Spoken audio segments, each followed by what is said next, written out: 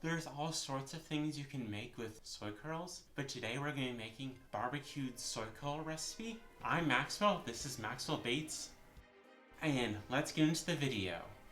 So today we're going to need a big pot, a pot where you can store 5 liters of water and still have room on the top. And then we're also going to need a saute pan and barbecue sauce. Link in the description for our favorite barbecue sauce and the materials that we're going to be using.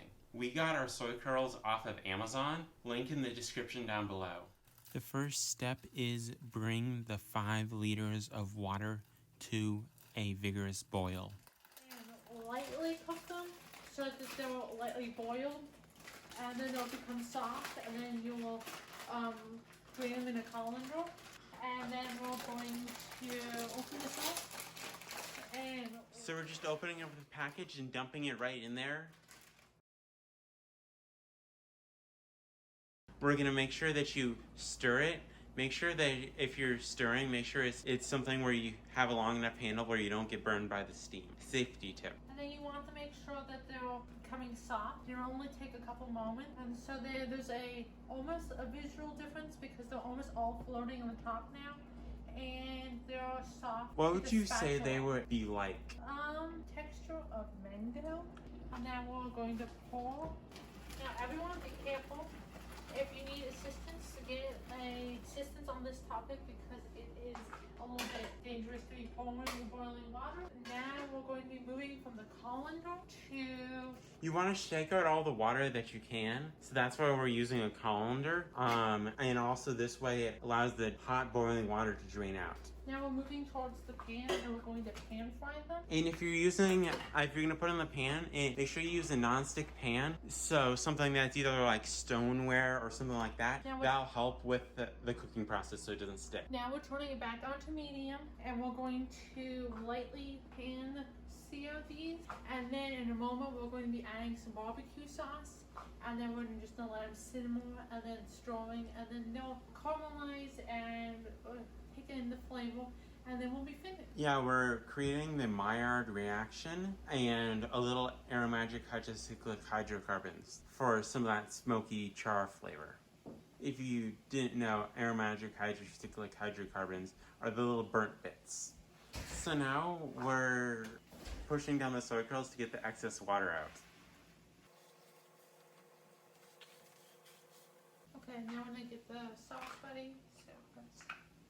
We are using the equivalent of 1 1/8 jar of Annie's barbecue sauce. Yeah, make sure that you check the back of the label to make sure they're vegan.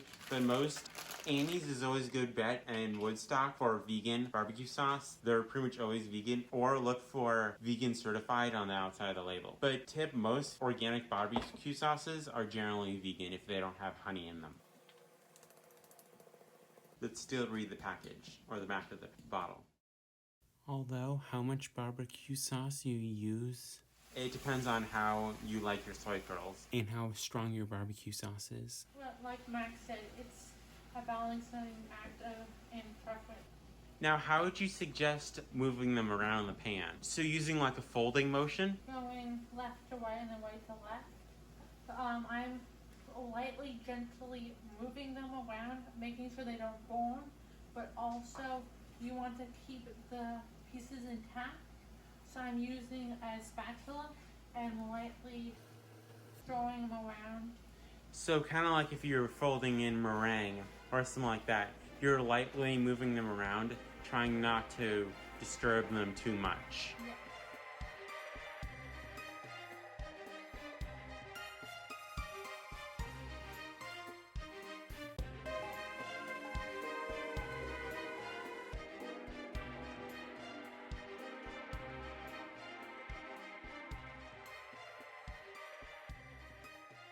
So this is what it looks like so far.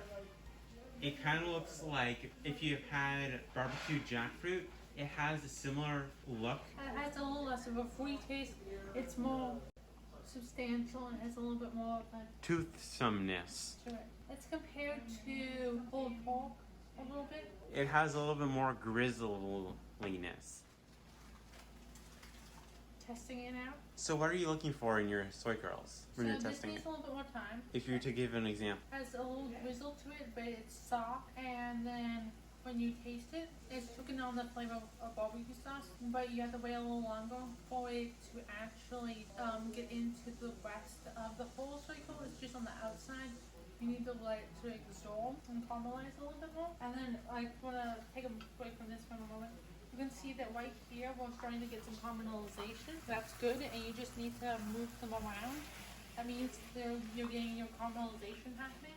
It has the correct amount of drizzle. It's just waiting for the barbecue sauce to soak in the rest away and a little bit more caramelization, but it's getting there. And I always taste what I'm making to see if it tastes correct to me and if it's the taste profile I'm looking for. So I would suggest that everybody else does this also, and to adapt to what you personally like it tasting to. But this is our suggestion. And the clicking noise in the background, guys, is the pressure cooker. We are making rice in the pressure cooker, and if you want us to show you how we make rice in the pressure cooker, comment below and we'll make a video about it. I'm gonna try it again and see where we are.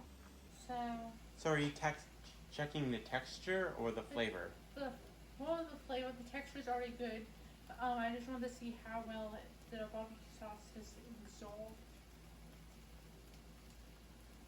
So I think it's almost there, just a couple more minutes probably, because it's soaked in further into the soy curl to get more of the barbecue sauce throughout the soy curl, not just on the top. It also seems like it's caramelized more on the outside of the soy curl, and it kind of has a ketchup look to it, or a tomato sauce look on the outside of it, like if you just put tomato sauce on it and it's like just covering like pasta or something, but instead it's barbecue sauce covering soy curls. And the longer you get into this process, you make sure you have to stir, because the barbecue sauce has sugar on it and it's caramelizing, and you need to make sure that it doesn't stick to the bottom of the pan, because that is all good flavor. And if you need to get a little water and deglaze the pan, deglazing is when you add a little water to lift up the flavor into the meal itself. Because otherwise the barbecue sauce sugar will stick to the bottom of the pan and make it difficult for you cleaning later. And you're losing out on that vital flavor that you want to go. So that's how you do soy curls. Now, didn't that barbecued soy curl recipe look amazing? Leave your comments down below what your favorite use is for this barbecued soy curl recipe. We love putting it on rice or on toast. Link in the description to where we got the soy curls and the other ingredients. I'm Maxwell, this is Maxwell Bates, and don't forget to hit subscribe, click the little bell icon so you don't miss any future videos. Like it if you liked it, because it really does help, and share this with other people. And I'll see you in the next video.